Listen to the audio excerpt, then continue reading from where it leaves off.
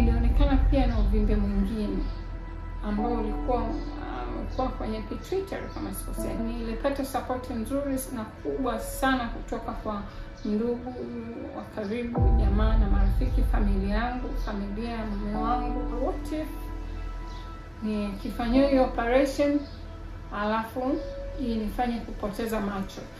Kwa nilipata wasiwasi sana. Kumbuka kuna siku nilikuwa so worried, nilipata wasiwasi kweli. Nasema shalom manake nothing less, nothing broken.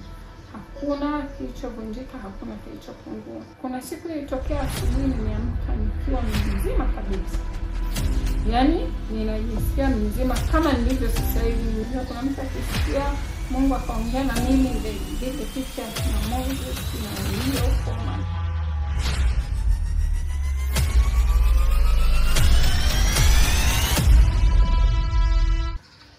Habari mpenzi mfuatiliaji wangu wa YouTube channel, jina Grace Godfrey Raymam.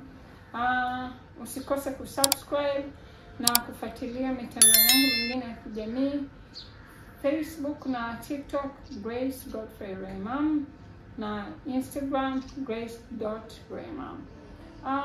Tunaendelea na series ya episodes za ushuhuda wa Jipu Ndani ya Ubongo. Jipu Ndani ya Ubongo, unahitaji kupata kitabu. Say unataka upate ushuhuda wote kwa mara moja.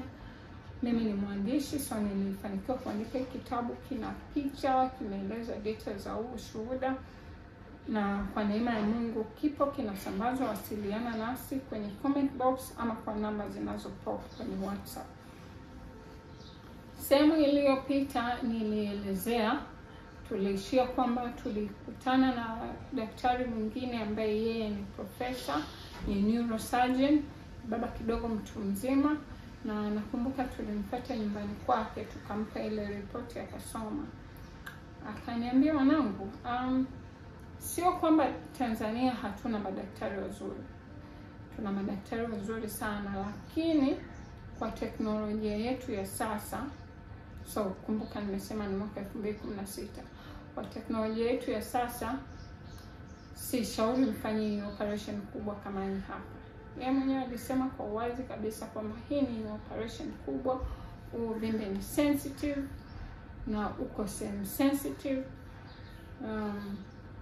Kwa hiyo kama mna uwezo wa kwenda nje kidogo, wameadvance zaidi kiteknolojia. So yule baba alituandikia recommendation. Ninamshukuru mpaka kesho, na yeye sitamtaja jina for some reason. Lakini ninamshukuru sana, alituandikia recommendation yule profesa, na tulipoipeleka kazini kwa mama wangu wakakubali kukava hiyo gharama za matibabu. Lakini package yangu yote pamoja na mume wangu ukizijumlisha zilikuwa zinafika ukomo. Kwa hiyo tulikubaliana nao kwamba watalipia mpaka ukomo wa package, alafu itakayoongezeka tutatopa. Sasa kuna kitu ambacho sikusema kabla. Wakati nimefanyiwa MRI nikaonekana na huo uvimbe ambao ulikuwa katikati ya brain na spinal cord. Nilionekana pia na uvimbe mwingine ambao ulikuwa kwenye pituitary kama sikosea.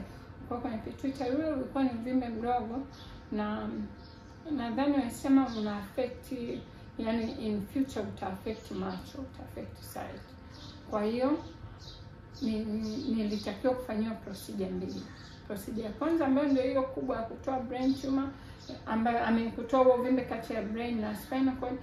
Procedure ya pili walisema hiyo ya pili watashauri nifanye walivyofanya, kwa sababu watu wa bima wamefanya mawasiliano na hospitali ambayo nilienda, ambayo nilitakiwa kwenda. Wakasema watashauri nifanye kitu kinaitwa nimesahau kidogo, lakini procedure ambayo wanatoa uvimbe bila kukupasua, ambayo kidogo yenyewe ilikuwa not too complicated, lakini gharama zake zilikuwa kubwa. Kwa hiyo tulikaa na wanafamilia wakaomba na nini, tukaendelea kuomba, na nilipata support nzuri na kubwa sana kutoka kwa ndugu wa karibu, jamaa na marafiki, familia yangu, familia ya mume wangu. I should appreciate this always. Nimebarikiwa kupata familia zetu, nikimaanisha yangu na mama wangu, ambazo zina upendo wa kweli. Ninaweza kusema wakati ambako I could sense, nilihisi upendo wa ndugu, ni wakati ule. Yeah. So namshukuru Mungu, tulianza huo mchakato wa safari, na ilitakiwa iwe haraka sana, kwa sababu baada ya kutumwa vipimo India, wali suggest niende kwa haraka. Kwa hiyo mchakato wote ulifanyika ndani ya muda wa hata wiki moja haifiki. Tukawa tunasafiri kwenda India. Swali likawa ni nitasafiri salama, ama ndio kile ambacho daktari alisema kwamba ninaweza nikafa ndani ya ndege kwa ajili ya ile pressure kitatokea. So katika moments kama hizo, you have to trust God. Inabidi tu umwamini Mungu kama utakuwa sawa. Lakini kuna kitu kimoja kilianza kunitia sana hofu wakati niko hapa kabla ya safari hiyo. Nilianza tu kupata hofu kwamba what if nikifanyia hiyo operation alafu inifanye kupoteza macho. Of course operation ya kichwa unaweza ukapoteza kiungo chochote, lakini wasiwasi wangu mkubwa ulikuwa sight, kwa sababu it's like kwa mtazamo wangu I could say ni kama maisha bila macho, bila kuwa na uwezo wa kuona, labda kingekuwa kitu ambacho nisingeweza kukipokea. Kwa nilipata wasiwasi sana. Kumbuka kuna siku nilikuwa so worried, nilipata wasiwasi kweli. Yaani kilichoniogopesha sio wakati daktari ananipa ile taarifa na uvimbe, sio wakati daktari ananiambia utakufa na nini, ila nisikio niliamka na wasiwasi sana kuhusiana na macho yangu.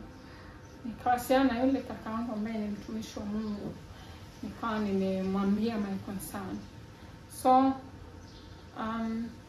wakati ananiombea alipata neno, na hilo neno nilienda nalo kwa msimu wote wa kuumwa, nilienda nalo. Alipata neno anasema, akaniambia shalom, manake hakuna kilichovunjika, hakuna kilichopungua. Shalom nyingi ni aina ya salamu ilikuwa inatumiwa sana na wana wa Israeli. Anasema shalom manake nothing less, nothing broken. Hakuna kilichovunjika, hakuna kilichopungua. Akaniambia neno la Mungu ni halisi, ndugu wangu. So I could sense hiyo statement, hizo message aliyonitumia ninaikumbuka kama leo, mpaka leo kama ilivyo, kwa sababu I could feel it's from Holy Spirit. Ni sense kabisa kitu imetoka kwa Roho Mtakatifu, na ilinipa amani. Yaani ilinipa amani kubwa sana. So wakati tunajiandaa na safari, ndugu zangu wanaomba nisifanyiwe operation, kwamba Mungu ashughulike na huo uvimbe kwa hiki kipindi, ile mpaka tunafika India nikipima wakute uvimbe umeyeyuka. Mimi kuna siku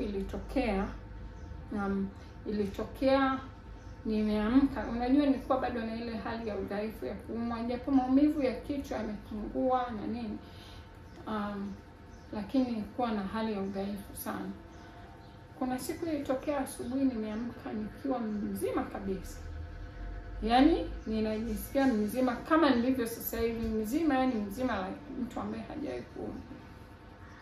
Nikashinda hivyo mzima, na siku ya pili yake I was quite fine, nilikuwa mzima sana.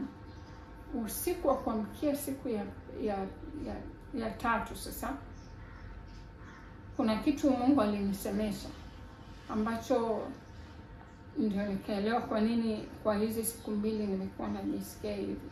So kuna mtu atajiuliza, Mungu anakusemesha wewe kama nani? Unajua kuna mtu akisikia Mungu akaongea na mimi, they get the picture kina Moses, kina Elia, huko manabii wakubwa, kina Abraham kwenye Biblia, na hawaamini kama Mungu anaweza kaongea na mwanadamu wa kawaida kama mimi, kama wewe, ama Mungu anaweza kaongeza na hizi zetu. Niwakuulize hilo swali nilipokuwa na share ushuhuda clouds. Nikasema hivi, hii clouds inafika, mawimbi yake yanafika Tanzania mikoa yote. Tuchukulie mtu aliye Mbeya mjini anaweza akasikiliza Clouds, mtu aliye Mbeya vijijini ndani bado anaweza kusikiliza Clouds, mtu aliye Marekani anaweza kusikiliza Clouds, na anaweza kusikiliza kupitia redio, kupitia TV, kupitia simu, kupitia internet na njia mbalimbali. Lakini kuna mtu sasa hivi yuko Mbeya vijijini anaisikia Clouds live, na kuna mtu yuko mkoa huo Mbeya vijijini, kijiji hicho na hasikii Clouds. Tofauti ni nini? Huyu anayesikia ameswitch kwenye media ambayo anaweza kusikia, na huyu asiyesikia haja switch. Unaona? Lakini yule asiyesikia hawezi akasema Clouds haifiki Mbeya vijijini. Sasa point yangu ni Mungu anaongea. Na anaongea kati ya viumbe wanaoongea sana ni Mungu. Mungu ni mwongeaji, na yani habari njema ni kwamba Mungu anaongea na kila mwanadamu. Swala la kwamba kumsikii sio swala lako. Sio swala lake, ni swala lako binafsi. Na swala unamsikiaje pia sio ni njia mbalimbali anazotumia. So nikirudi nitaelezea kitu gani ambacho Mungu aliongea na mimi kanifanya nimuelewe kwa nini kwa hizo siku mbili nimekuwa nzima, na tutaendelea hapo. Mungu akubariki kwa kuendelea kufuatilia. Usisahau kusubscribe na kushare. Asante.